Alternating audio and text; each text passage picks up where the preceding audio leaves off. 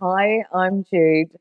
Welcome to your 2024 forecast. Your cards are already flipping out. Oh, um, Aries, we're going to have a look at 2024. We're going to look at what's the overall energy for the year. Then we're going to look at what are the good things, what might be the challenges, an X factor, and then we're going to close your reading out with a message from Spirit. Cards are going left, right, and center here. Okay, a lot's happening. Feels like a lot is happening very quickly with these. So let me just get them sorted. Let me get these cards out.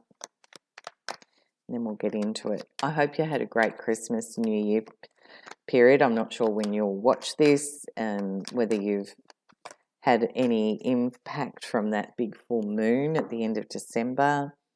Okay, let's get going. Let me just see what's the overall energy here. Good things. Challenges. Okay, yep, got it. All right.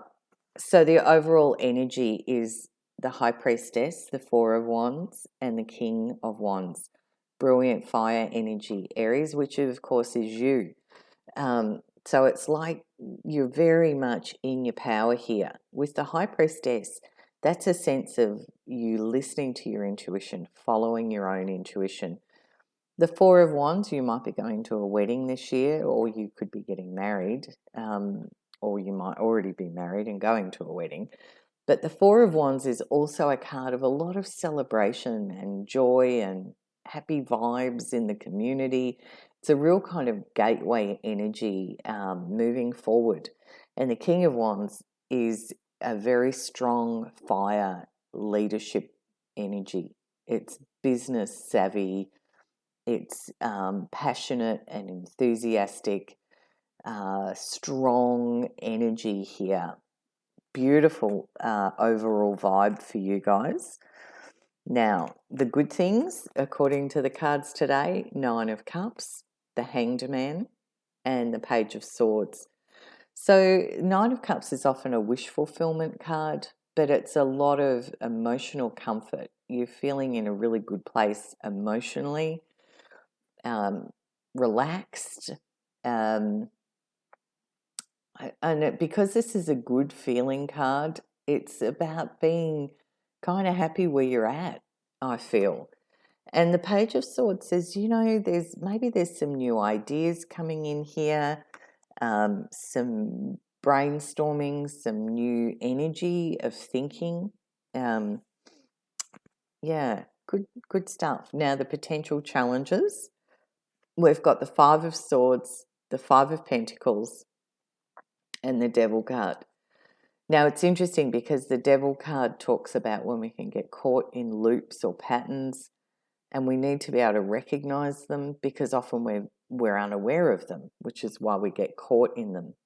And the gift of this card is he brings a light down and says, Aries, have a look at what these chains are that have got you bound and in this loop or pattern, which is often an addiction or, something that's not for our highest good.